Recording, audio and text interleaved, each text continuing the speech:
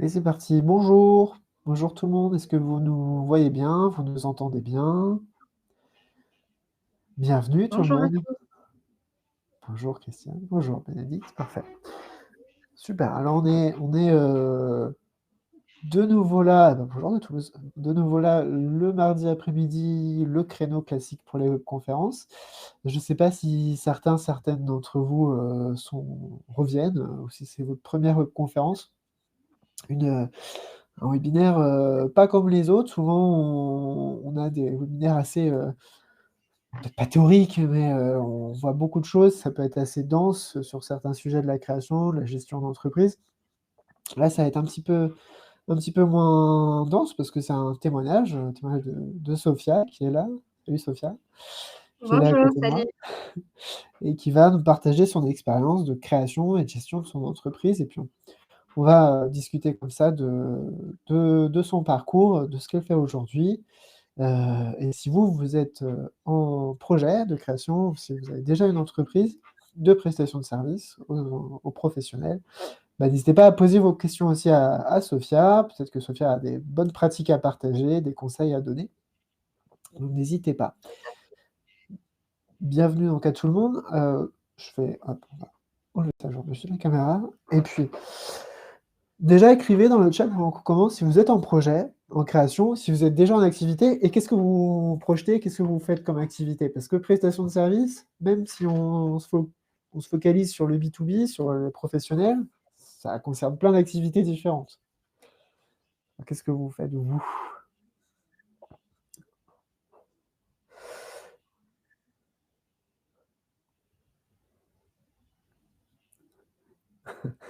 Ouais, c'est un petit peu long. Ah, Ça écrit, on voit qu'il y a ça du a monde écrit, on qui passe. voit. Ouais. En projet prestation de service, très largement. Pour Béatrice, Nelly, en cours de création, assistante administrative pro et particulier. Tiens, Ah on bah, va pas mal se rapprocher. c'est ça. Bonjour, j'ai Christophe. J'ai l'impression plutôt des projets en cours de création. Ah non, Jérôme déjà en activité. Photographe plutôt pro. Ah, j'avais déjà eu un petit financement à la petite étude de marché pour Marie-Laure. Accompagnement, changement de parcours, changement de vie, j'imagine. Organisme de formation dans la santé et sécurité au travail, en couple. Eh ben. Un site internet pour les événements culturels, comme quoi on voit que ça comprend plein de choses différentes. Et puis la prestation auprès de personnes, auprès d'individus, par internet, il y a plein de choses, il y a plein de modalités différentes aussi. Presse digitale, d'accord. Simulation de contenu Ah oui, ça internet, ça touche va ça. vraiment beaucoup de domaines. Beaucoup de domaines. Sophia, qu'est-ce que vous faites aujourd'hui comme activité? Et, voilà. Pour commencer, quelle est votre activité? Vous êtes déjà là en entreprise depuis 3 ans, depuis 2021. Qu'est-ce que Tout à vous fait. faites? Eh ben, écoute, déjà, bonjour à tous. J'espère que vous allez tous bien. Alors, moi, j'ai créé effectivement ma société depuis, donc ça va faire 3 ans. Tout à l'heure, j'ai vu un petit commentaire de madame Penon, Nelly, donc qui est en cours de création, qui est assistante administrative pour les pros et particuliers. Et ben, c'est exactement ce que j'exerce aujourd'hui au sein de ma société. Donc, je propose aux professionnels. Alors, je suis plus axée professionnelle, mais je propose aussi des prestations pour les particuliers.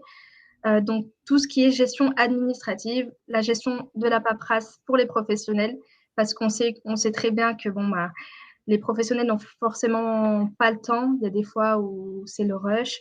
Il y a beaucoup de travail à côté. Et cette partie administrative où c'est vraiment, comment dire, c'est très long en fait. Quand on s'y met dedans, c'est très long.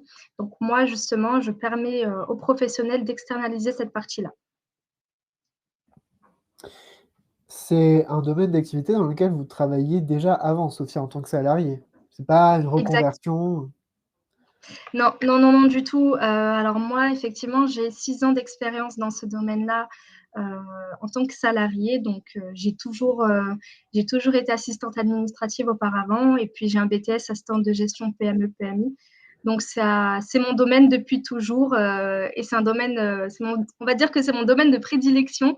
J'aime beaucoup ça.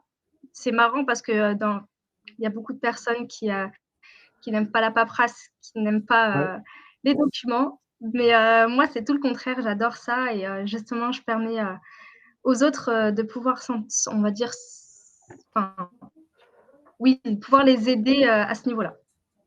Je posais la question c'est pas une reconversion parce que dans ce grand domaine d'activité, de la prestation de services, des freelances, on a beaucoup de reconversions. Heu, Vous, ça a pas été un sujet, c'est un domaine qui vous plaisait et il y a pas eu besoin non, ça reconnaît tout seul. C'est Exactement, non, c'est, ouais, comme je disais, c'est vraiment, c'est pas de la reconversion. Moi, j'ai toujours été dans ce domaine-là, j'ai toujours, été assistante administrative pour dans les entreprises en tant que salariée et puis je me suis dit: «Bah, un jour, pourquoi pas me lancer, à mon compte?» parce que je sais que, par exemple, il y a beaucoup d'artisans, qui montent leur société et qui n'ont personne pour gérer leur partie, leur paperasse et c'est compliqué pour eux et j'ai vu mmh qu'il y avait beaucoup de demandes. Par exemple, j'ai mon beau-frère qui a sa société et il avait du mal à gérer cette partie-là. Je lui dis: «Ben» et c'est là que m'est venue l'idée de vraiment, créer ma société. Alors je vois qu'il y a un Alors petit commentaire de oui, de Gilles Al Gilles. tout à fait, donc c'est pas suite à un licenciement. C'est vrai que ça a été, aussi, une des raisons pour lesquelles je me suis mise à mon compte, c'est que j'enchaînais les CDD. C'était des CDD de longue durée à chaque fois, de 1 an, 2 ans et j'arrivais pas à trouver un CDI. Donc c'est une Donc c'était raison pas aussi stable. voilà, c'est ça. C'est vrai que c'était une raison pour lesquelles aussi, je voulais me lancer et puis j'avais du chômage, donc je me suis dit: «Bah, allez, c'est le moment». Voilà, si jamais il y a un mois où j'ai pas de clients, ben, au moins je perçois un petit peu de chômage et mais voilà, j'ai pas baissé les bras et aujourd'hui, ça me permet d'en vivre donc voilà. Il y avait une question on en parle beaucoup, hein, mais de gestion vie pro, vie perso aussi, dans ce Oui, choix d'être indépendante? tout à fait. C'est vrai que alors moi j'ai des enfants donc effectivement, quand on est salarié et ben, on peut pas gérer son temps comme on le souhaite. On fait souvent des 8h, 18h au bureau, Mmh. alors qu'avec ma société et avec mes clients, on peut s'organiser, on peut gérer notre temps comme on le souhaite. Donc vraiment c'est un des points positifs aussi d'être à son compte. Tout à fait. Il y avait pas de moyen de rester d'être salarié dans ce domaine-là? De trouver quelque chose de plus stable, c'était l'entrepreneuriat, être indépendante, c'était, un choix ou c'est parce que ça s'est présenté comme, la seule solution possible à un moment? Alors non, c'était pas la seule solution possible, hein, je pouvais, trouver un CDI, ça c'est sûr et certain. D'ailleurs, dans la dernière entreprise où j'ai travaillé en CDD, on voulait m'embaucher en CDI. Hem, Sauf que je voulais me donner ce challenge-là, de me dire: «Bah, c'est moi, la patronne de mon entreprise, c'est moi Mmh. qui gère». C'est pas facile, hein, c'est pas facile parce qu'il y en a beaucoup qui se disent: «Bon, bah, auto-entrepreneur, c'est facile, on croise les doigts et tout vient, comme ça à nous», mais pas du tout, en fait. C'est qu'on est sur tous les tableaux, autant la gestion administrative, autant la comptabilité, autant le marketing, vraiment, les ressources humaines, on touche à tout et Oui. c'est super bien aussi parce que moi, j'adore apprendre. J et En fait, depuis que je suis à mon compte, j'apprends tellement de choses que ça peut être qu'enrichissant, en fait, de se lancer. Je C'est trouve que vrai que c'est pas facile, il faut tenir le coup, mais voilà. vous le dites très bien, c'est quelque chose qu'on travaille dans ce domaine-là, de l'accompagnement à la création d'entreprise, qu'on dit beaucoup, c'est que vous avez votre cœur de métier.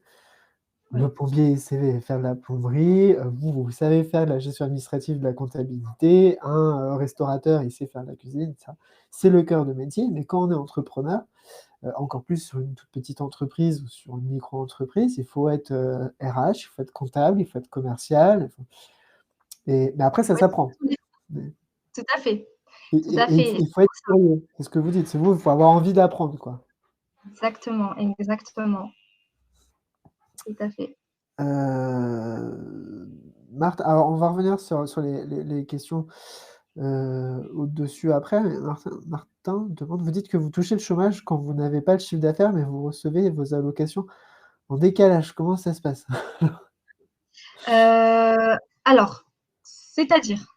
Parce que, en fait, c'est simple. Admettons, là, le mois de février, admettons, j'ai pas fait de chiffre d'affaires, donc je déclare Ouais. zéro Ça répond à la auprès de... question au-dessus, hein, qu'en est-il des revenus? C'est variable. Oui, voilà, voilà, tout à fait. Admettons, je déclare zéro pour le mois de février. Donc, je fais ma déclaration auprès de l'URSSAF et puis donc ça me génère une attestation de déclaration de chiffre d'affaires. Et puis, je vais sur le site de Pôle emploi et alors je suis payée, on va dire, une dizaine de jours après, donc on va dire à peu près vers le 10 mars. Donc, décalage un petit de quelques jours, mais on va dire que ça m'impacte pas beaucoup, quoi. C'est quelque chose que vous négociez avec les clients? Parce que surtout quand on parle de clients professionnels, il peut y avoir des délais de paiement, plus qu'avec des Alors, particuliers. moi, je me suis organisée avec mes clients pour qu'à la fin du mois, quand la prestation est faite, parce que moi, c'est des contrats à long terme, c'est-à-dire que c'est des prestations, comment vous expliquer, des prestations que je fais au mois. Par exemple, mon premier client, je fais 3 heures par semaine de gestion administrative. Donc, C'est pas une des fois que one le mois shot, est c'est des clients que vous gardez non, tous les mois. Ouais. voilà, régulièrement, tout à fait. Et donc, à la fin du mois, je leur fais la facture et effectivement, ils ont une deadline, c'est-à-dire qu'ils doivent payer avant la date qui est notée sur la facture. C'est bien de le mettre dans les contrats, de le mettre sur les factures aussi. C'est pas une obligation, mais vraiment, c'est une bonne pratique, je pense, de le mettre parce que vous, ça vous couvre pour faire appel à de la médiation s'il y a besoin. Et puis, symboliquement, il y a une date, une échéance. Tout à fait, tout à fait. Moi, justement, je l'ai choisi de le mettre sur la facture pour pouvoir me couvrir. Et puis, les clients sont au courant hein, quand il y a le premier contact. J'en parle en amont, vraiment, ils sont au courant. Alors, la question Donc revient voilà. plusieurs fois dans le chat, on va revenir sur le statut. Sur ces clients-là, comment vous avez fait pour trouver des clients fixes, justement, pour avoir de la récurrence? Parce que pour moi, c'est vraiment le nerf de la guerre quand on est entrepreneur, c'est avoir de la récurrence, et notamment en prestation de service ou quand on est freelance, c'est qu'on peut avoir des tâches comme ça, enfin, des missions qui viennent en one shot, mais comment on convainc d'avoir une prestation qui est durable? Comment on convainc? Eh ben, écoutez, la gestion administrative, c'est pas ponctuel, c'est-à-dire qu'il y a toujours des documents à gérer. On a toujours de la documentation à faire ou de la gestion de boîte mail. On reçoit toujours des mails si l'entreprise marche bien. Là, par exemple, je fais de la permanence téléphonique pour une société. Les appels, c'est tous les jours. C'est pas juste le lundi, on reçoit des appels et le mardi, il n'y en a pas. Non, c'est tous les jours. Mais est-ce que vos prospects en ont conscience ou c'est vous? Parce que voilà, Gilles demande comment fidéliser. Est-ce que c'est vous qui devez leur dire, mais vous n'avez pas conscience que la gestion administrative, la relation client, etc., c'est si prenant que ça, c'est un poste, donc il y a besoin de quelqu'un. Alors, c'est justement, ils en ont conscience parce que j'ai beaucoup de clients qui me disent, ben, par exemple, mon beau-frère qui a une société, il installe les portails électriques. Et ben, donc, il se consacre sa journée à son entreprise et il rentre le soir à 23 heures. Et à 23 heures, c'est là où il gère ses devis, ses facturations, tout ça. Et il se rend compte que c'est pas une vie de toute la journée d'être sur les chantiers et puis le soir de gérer la paperasse. Donc en fait, les clients s'en rendent compte eux-mêmes. Ils le voient et que c'est une partie qui est assez chronophage et qui est assez importante sur son temps de travail.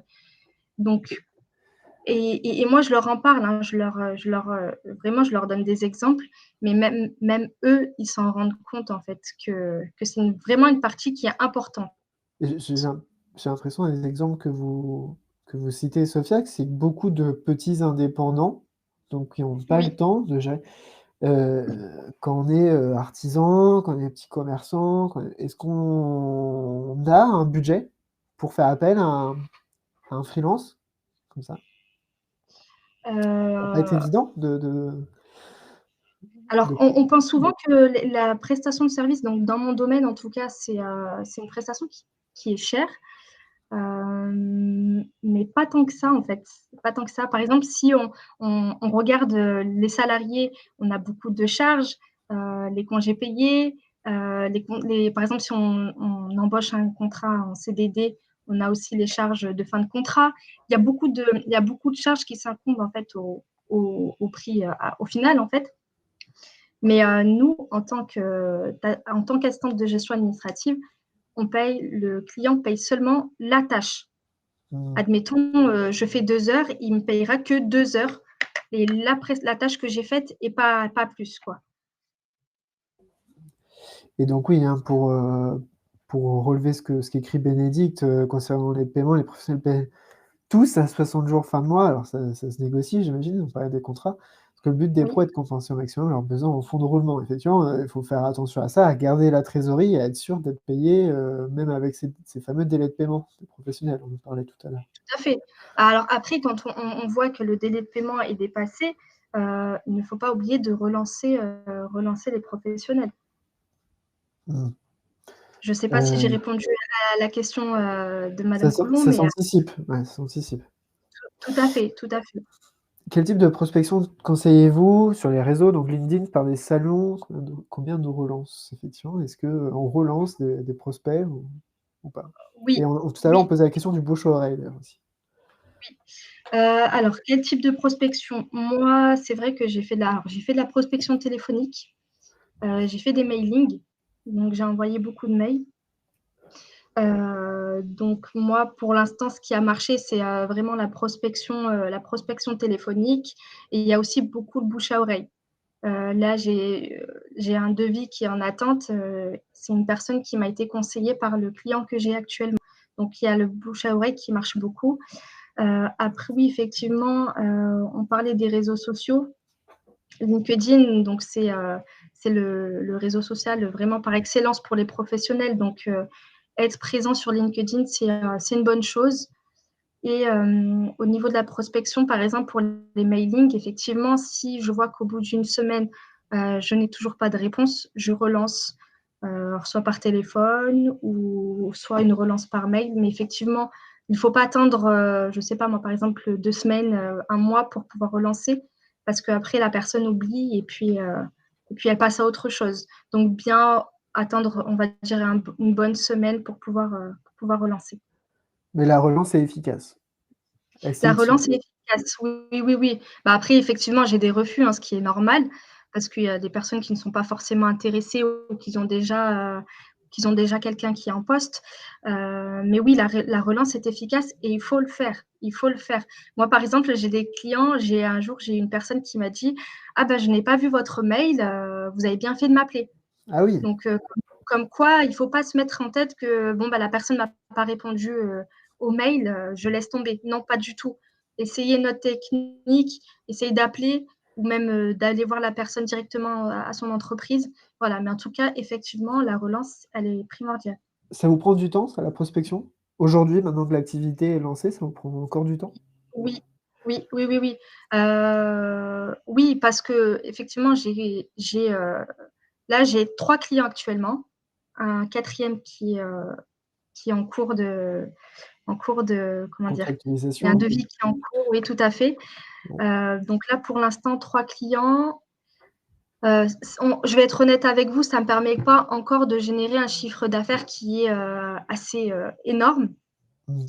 Mais oui, oui, la prospection, ça me prend beaucoup de temps et il y a aussi le côté marketing, se faire connaître sur les réseaux sociaux, préparer ses posts et tout ça, ça aussi c'est une partie qui me prend du temps. Vous déplacez-vous pour travailler chez des clients?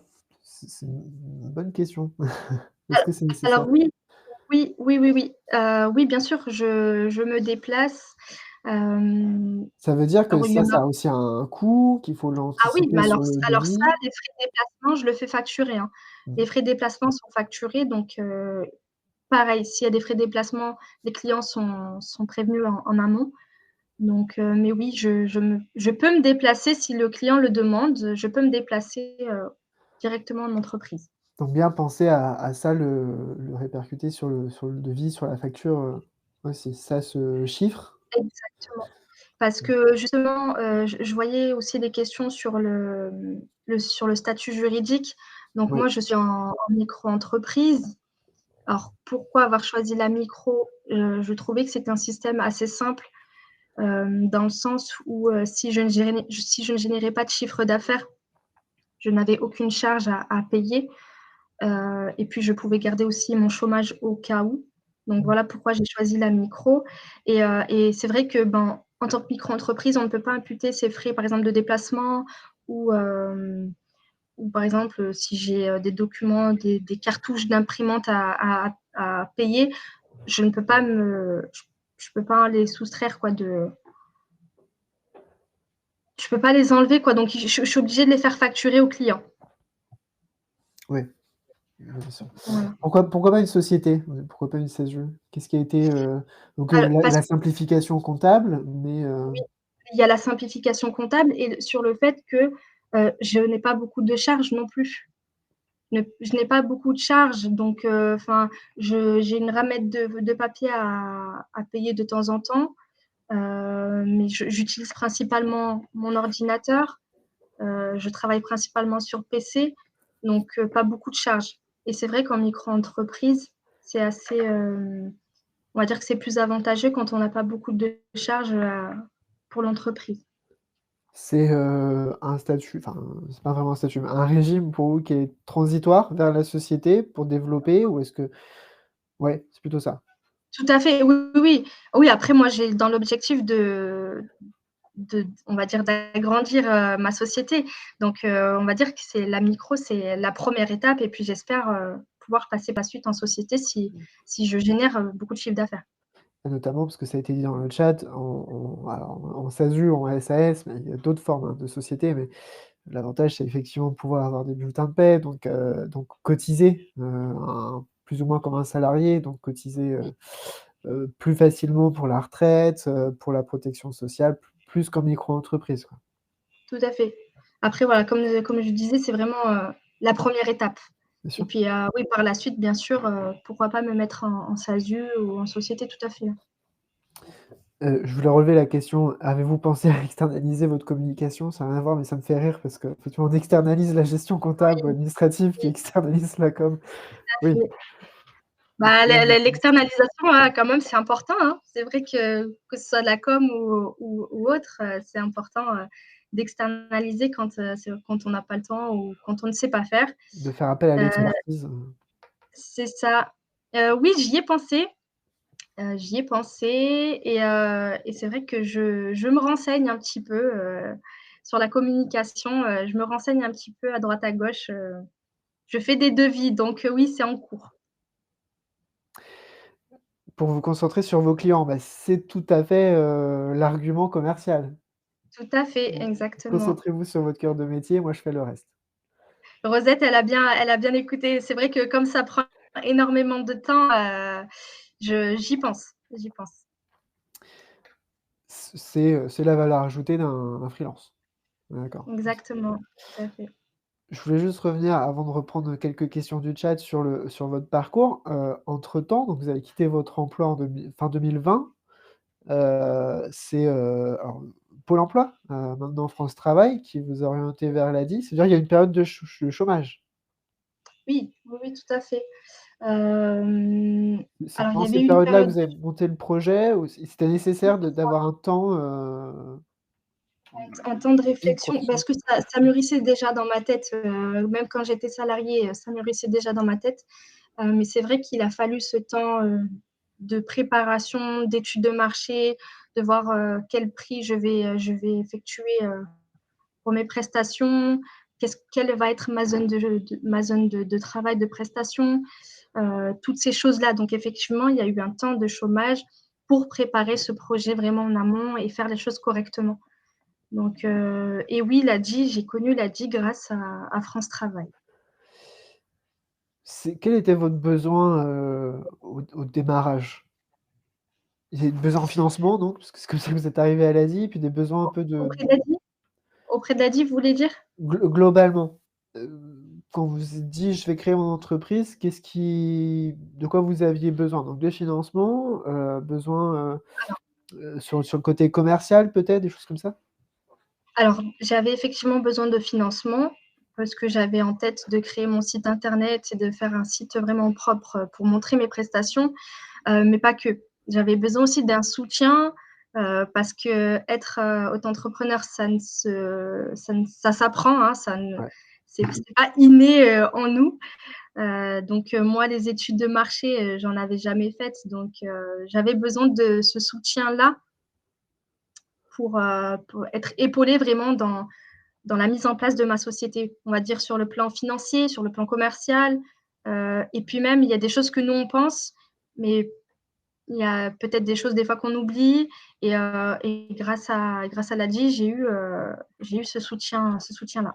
Même si vous connaissiez déjà le domaine, parce que vous travailliez dans ce secteur-là avant, Oui, c'était oui, nécessaire de oui. refaire une étude de marché, d'aller chercher, les Alors moi, acteurs? en tant que salariée, j'ai jamais alors je connais, je sais comment ça marche, mais c'est vrai que je n'en ai jamais fait, à proprement dit. Donc Mais vous même si connaissiez je le domaine, qui étaient les potentiels fournisseurs, les potentiels oui, clients, ça vous saviez déjà? tout à fait, je savais déjà les clients, mais par exemple, le prix à effectuer, je ne le savais pas. Quel était le tarif que je devrais vraiment faire? Est-ce que c'était à l'heure? Est-ce que je devais faire un forfait? Est-ce que toutes ces questions-là, en fait, qu'on ne connaît pas forcément en tant que salarié, et ben, il a fallu que je sois épaulée, à ce niveau-là. Justement, on va revenir sur la tarification et la question a été posée dans le chat. Je l'ai pas dit, donc vous êtes à Valence, l'entreprise s'appelle le Calepin Malin, c'est ça? Tout à fait, C'est important de oui. le dire.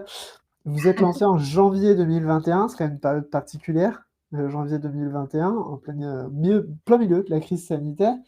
Ça a Oui. impacté beaucoup d'entrepreneurs, de petits entrepreneurs qui sont votre clientèle. Est-ce que ça a changé quelque chose sur votre projet et aujourd'hui sur votre manière de prospecter et de travailler? Alors oui, ça a été très difficile au début. Ça a été très difficile au début. Je ne le cache pas, parce que, bah, justement, crise sanitaire, plus beaucoup de travail, même pour les entreprises. Donc est-ce que j'avais bien réfléchi, à la date de lancement? Je sais pas trop. Oui. Mais je me suis lancée, je me suis pas pris la tête, je me suis lancée, je me suis dit: «Allez go, on va voir ce que ça donne».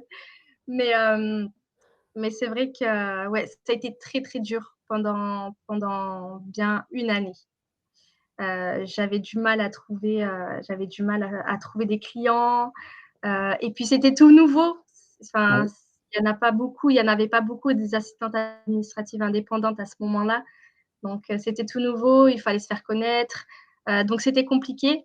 Mais une fois que le covid était terminé et que vraiment je me suis lancée dans la prospection à 100 c'est là que ça a commencé à prendre, donc oui, c'était pas facile au début. Ce qui était pas facile, c'était la prospection? La prospection, ouais, bah, ça m'a beaucoup aidée, comme je disais tout à l'heure, la création de mon entreprise m'a beaucoup aidée dans beaucoup de choses. J'étais une personne qui était très timide, C'est j'osais vrai? pas, parler de moi, de ma société, tout ça Ça se et voit pas. oui, c'est pour ça, ça m'a beaucoup aidée, vraiment, vraiment, ça m'a beaucoup aidée et même, bon, on en reparlera après, mais en tant que bénévole, parce que je suis bénévole aussi à Oui. l'ADI, hem ça m'a beaucoup aidée parce que je me suis ouverte au monde, je me suis ouverte aux gens et j'ai réussi on va dire, à outrepasser, cette «peur-là», on va entre guillemets. Qu'est-ce qui a fait que ça vous a ouverte comme ça, socialement? Justement, c'est la prospection? C'est-à-dire: «Bah, de toute façon, j'ai pas le choix, il faut Oui, aller, c'est discuter avec des ça, gens». exactement. Je me suis dit: Ouais. «Bon, bah, j'ai pas le choix à un moment donné, il faut que je fasse, vivre cette société, il faut que je trouve des clients», donc oui, effectivement, la prospection m'a beaucoup aidée et puis j'ai remarqué que, tout le monde n'est pas méchant et tout le monde, ne mord pas, donc donc c'est en fait, j'avais cette peur-là de me dire: «Bon, ben, ils vont me dire, "Non, non, mais j'ai pas besoin de vos services"». En fait, j'avais peur d'être, on va dire, rejetée comme une malpropre. Donc mais quand on est super bien accueilli, bon, même si on refuse, les personnes refusent gentiment, donc et c'est ça où je me suis dit: «Ah, bah, en fait, ça peut C'est marcher». c'est ce qu'a écrit Gilles, il y a peut-être une crainte du refus. aussi. Exactement, exactement, tout Comment à on fait fait. pour dépasser ça? Il faut se lancer. Il y a pas D'accord. d'autre il y a pas d'autre solution. Il faut se lancer. Franchement, il faut se dire: «Bon, bah» et puis même si on refuse, tant pis. Et il y en a d'autres, d'autres entrepreneurs, donc il faut s'armer, vraiment de courage et y aller. Il faut pas se mettre des œillères, vraiment, il faut foncer. Alors Sophia, la question a été posée je sais pas combien de fois dans le chat. Comment fixez-vous vos tarifs? Et justement, on discutait tous les 2 avant de lancer le webinaire en se disant, bah, justement, c'est une des spécificités de la prestation de service, que ce soit B2B ou auprès des particuliers, c'est que c'est plus difficile de tarifer Oui. de manière juste, de calculer ses coûts, aussi d'activité parce que, ben, je vends un produit, je suis restaurateur, je sais combien ça me coûte à produire. Je sais combien la Mmh matière mh. première me coûte. En prestation de service, comment on chiffre tout ça et comment on trouve le bon tarif? Alors quand vous dites le bon tarif, c'est par rapport aux prestations que je propose, c'est ça? Oui, oui, oui. Et ben, en fait, avec l'étude de marché, déjà, j'ai regardé un petit peu.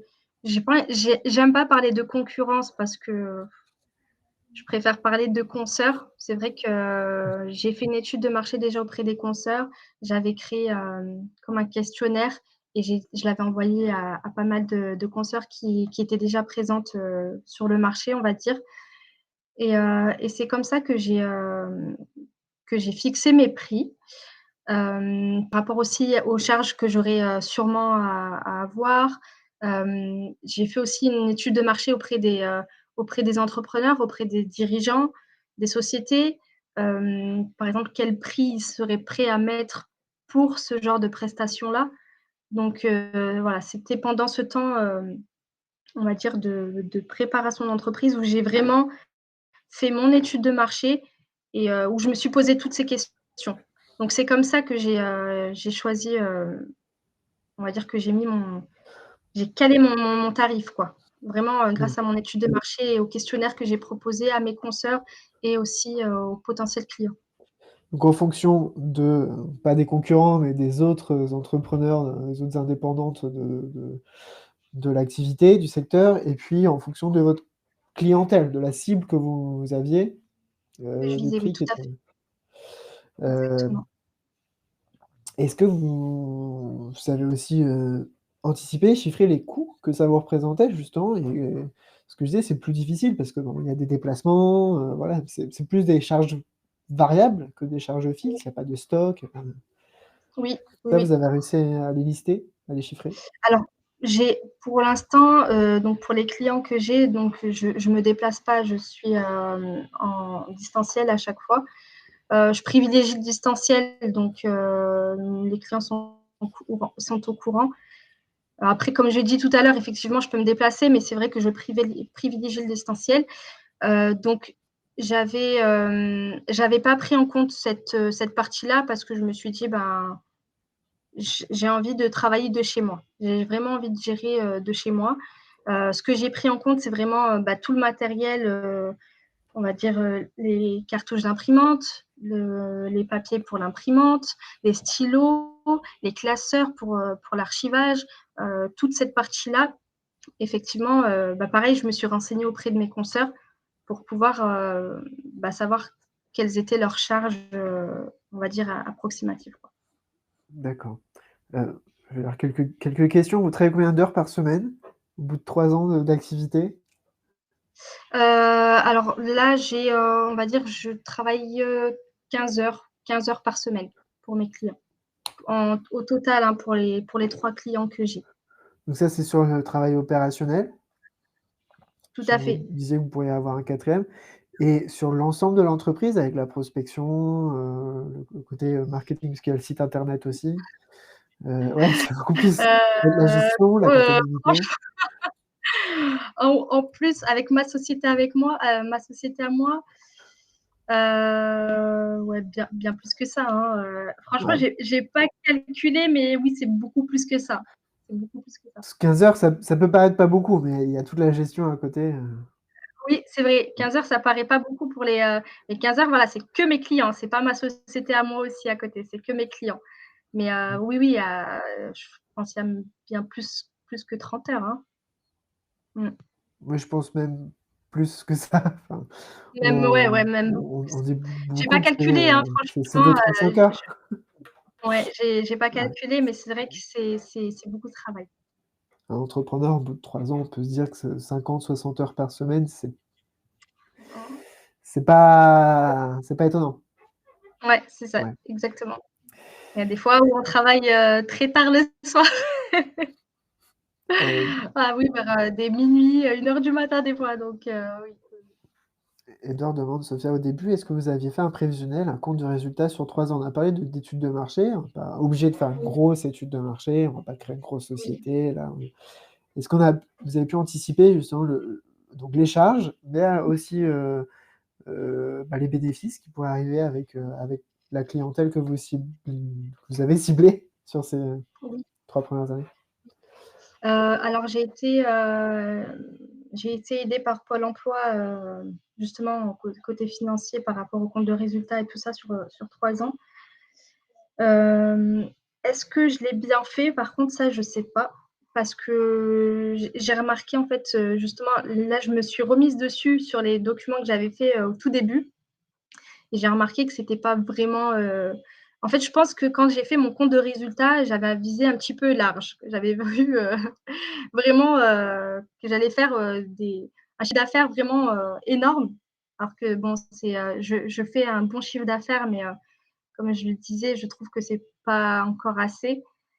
Donc oui, oui, j'ai fait un compte de résultats sur 3 années, mais C'était je trouve que prévisionnel, c'est pas forcément réaliste. voilà, oui, oui, oui, voilà, ça reflète OK. pas en tout cas, vraiment la réalité, d'aujourd'hui. Ce ce à quoi ça doit permettre, c'est au moins d'anticiper les charges, d'anticiper, Oui, des potentiels trous de trésorerie, la saisonnalité. tout à fait. Ça ouais, mais c'est prévisionnel. Heu, Exactement. Pourquoi ne pas aller vers des contrats annuels avec prélèvement automatique mensuel? On parlait de la récurrence, justement d'avoir des contrats plus longs, plus durables? Ou est-ce que ce sont des Heu, contrats à chaque fois à la tâche et vous renouvelez? alors pour l'instant, oui, pour l'instant, c'est des contrats, vraiment à la tâche. Après, oui, ça on parle de forfait, en fait, contrat annuel, ça on peut Ouais, parler de forfait. ouais. Oui, alors pour l'instant, effectivement, c'est que des contrats à la tâche que je réalise. Après oui, si ça peut être, on va dire, des plus gros contrats, je pense d'ailleurs là, le devis que j'ai fait, c'est un forfait que j'ai réalisé. C'est pas à la tâche. Après, c'est un avis personnel, mais je pense que pour débuter, on peut faire des contrats à la tâche ou tester un peu. Oui, Pour se faire connaître, avoir du bouche à oreille, peut-être toucher des plus grosses entreprises, des plus gros clients après et proposer justement de l'abonnement, du forfait, des contrats plus, renouvelables tous les ans plutôt qu'à la tâche ou tous les mois. Je vois beaucoup exactement. d'entrepreneurs qui commencent comme ça et puis après qui stabilisent leur modèle. Tout à fait. Parce que, par exemple, au tout début, on ne sait pas forcément, combien de temps on va mettre sur une prestation.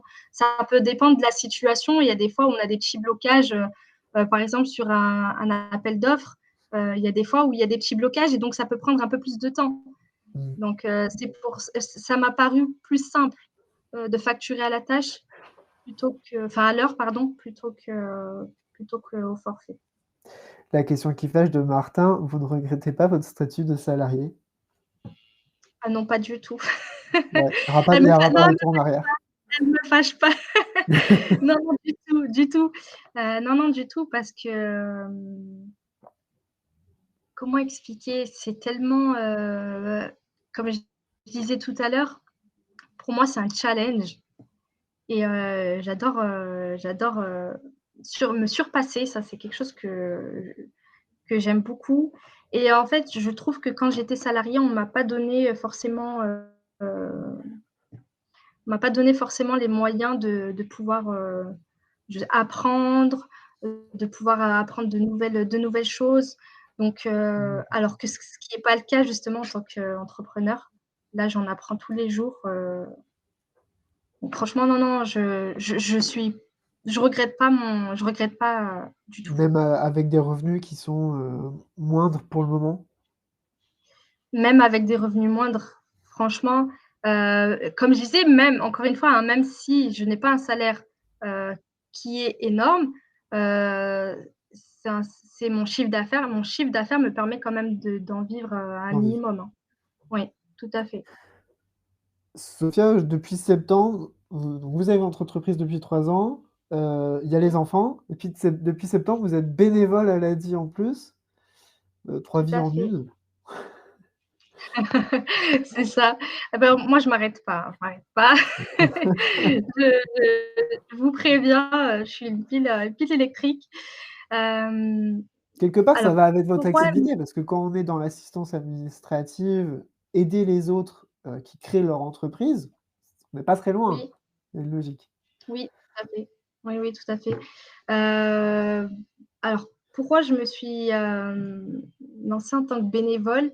J'ai c'est pareil, j'ai voulu moi, quand je me suis lancée, ça a été hyper compliqué, sur toutes les démarches, ça a été très dur et puis j'étais seule, je me sentais pas forcément épaulée et quand je me suis engagée auprès de l'ADI, je me suis repensée au tout début, j'ai repensé à ma situation au tout début et je me suis dit: «Ben, pourquoi pas aider les autres justement, à se lancer dans l'entrepreneuriat?»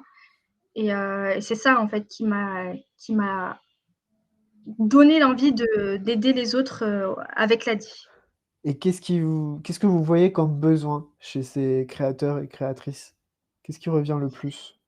Bah, une aide sur le plan financier, voilà, comme moi au début, hein, tout ce qui est études de marché, plan de financement et tout ça. Une aide aussi au niveau commercial. Les personnes ne savent pas trop comment se faire connaître, quelles sont les étapes vraiment, à mettre en place pour, avoir une bonne prospection bien bouclée, bien ficelée. Et puis, bah, sur les tâches, administratives, par exemple la facturation, j'ai beaucoup de clients qui connaissent pas forcément, par exemple, les obligations pour les factures, les mentions obligatoires pour les factures. Ça peut être simple pour d'autres, mais il y en a qui ne connaissent pas forcément les obligations qui doivent être mentionnées sur les factures. Heu, Même pour la déclaration de chiffre d'affaires, il y en a beaucoup qui ont du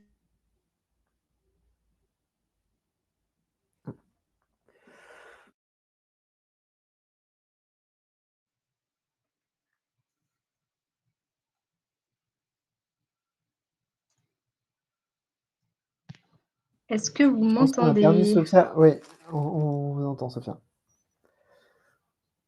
Ah, Sophia est partie. Elle va revenir. Je vais essayer de la reconnecter. Hop. Ah bah, n'hésitez pas à venir vers Rosette. Oui, Gilles, je suis d'accord, il y a un retour d'ascenseur, c'est la question que j'allais lui poser. Aussi, c'est aider les autres sur le cœur de métier, mais aussi sur la prospection qui était la difficulté au démarrage. Alors, je prends juste 20 secondes pour essayer de reconnecter Sophia. Ah voilà, Sophia est là. Elle arrive. Est-ce que Sophia, vous nous entendez? Oui, c'est bon. Je suis là, j'ai eu un petit souci. On se disait, c'est ce que Gilles écrivait, c'était renvoyer l'ascenseur. Elle disait notamment sur la prospection qui était votre difficulté au démarrage, et maintenant c'est là-dessus que vous aidez les autres. Du coup, est-ce que vous avez entendu tout ce que j'ai dit? Ouais, sur la prospection, sur l'aide administrative aussi, qui est plus au cœur de métier. Oui. Donc, oui, oui, voilà, c'est, comme dit Gilles, tout à fait renvoyer l'ascenseur, Voilà. aider cette association qui m'a aidée, c'est tout à fait ça. Euh, et aujourd'hui, quel type d'entrepreneur vous voyez? Il y a de la prestation de service ou c'est beaucoup du commerce à Valence, c'est du transport? Heu oui, il y a de la prestation de service. C'est hyper large.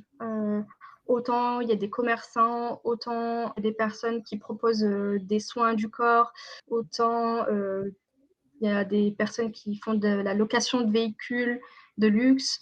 Non, franchement, c'est hyper varié et c'est ça qui est bien, c'est que On on touche à tous les domaines.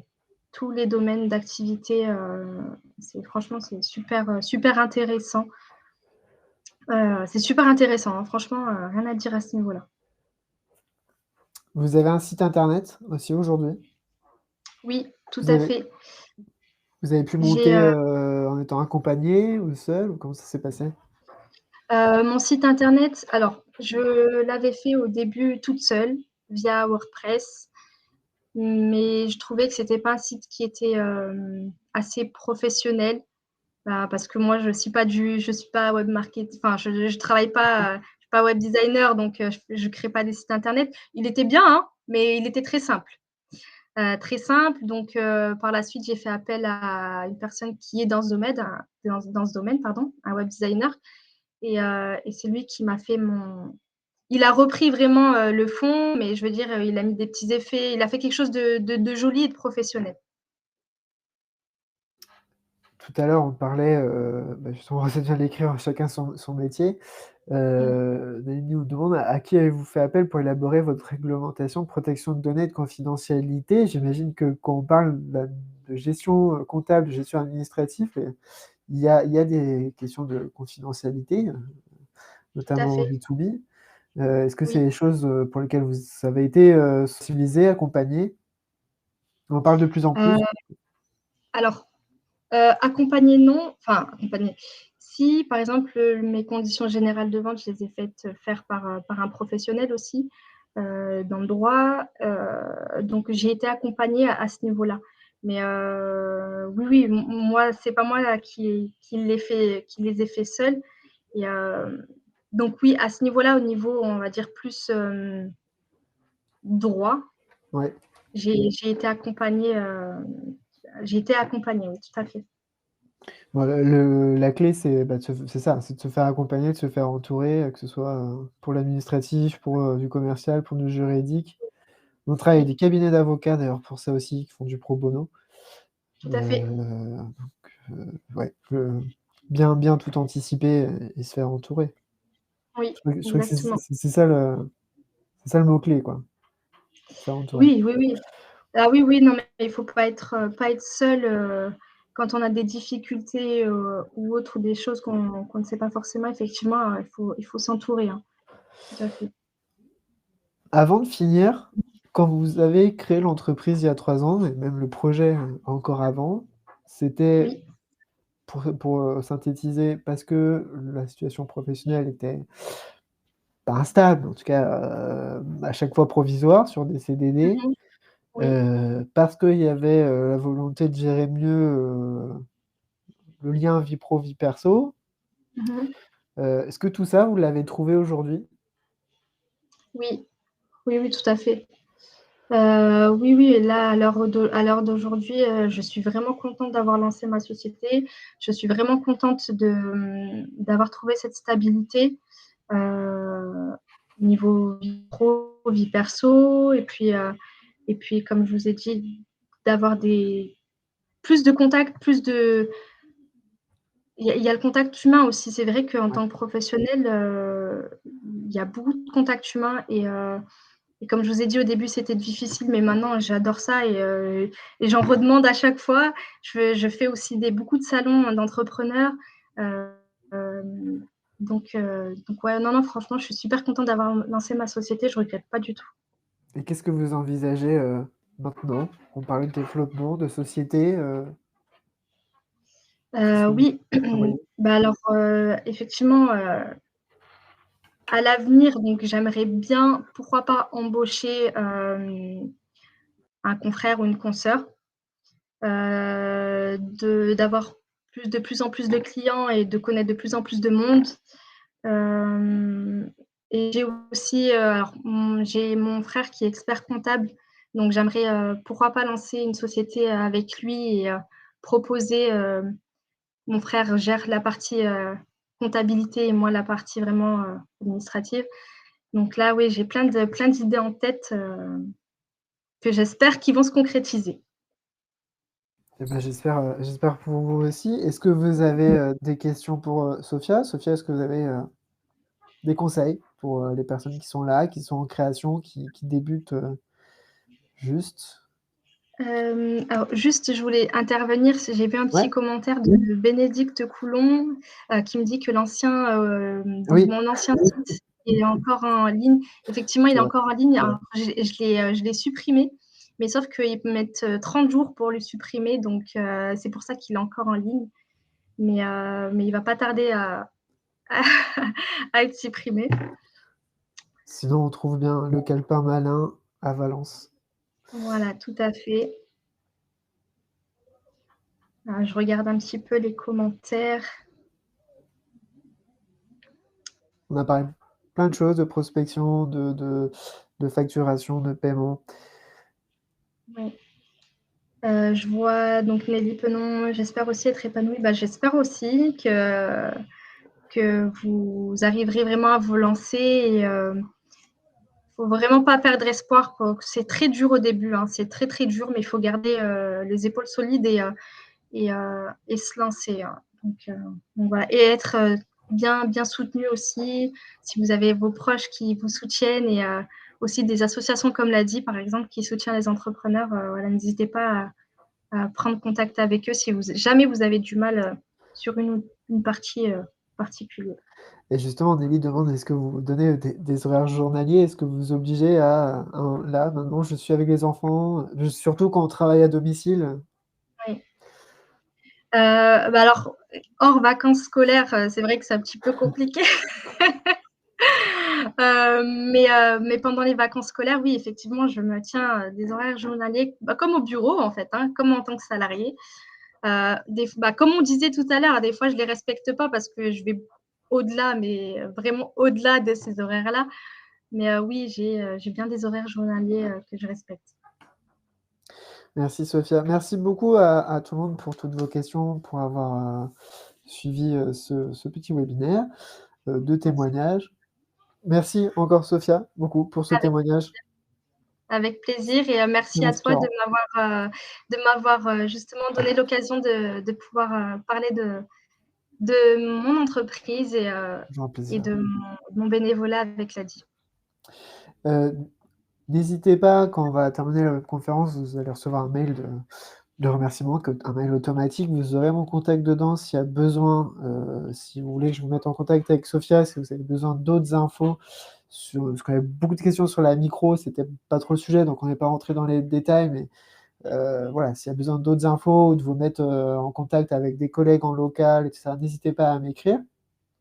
Le webinaire était enregistré, donc vous aurez le replay, comme toutes les autres webconférences, toutes les semaines.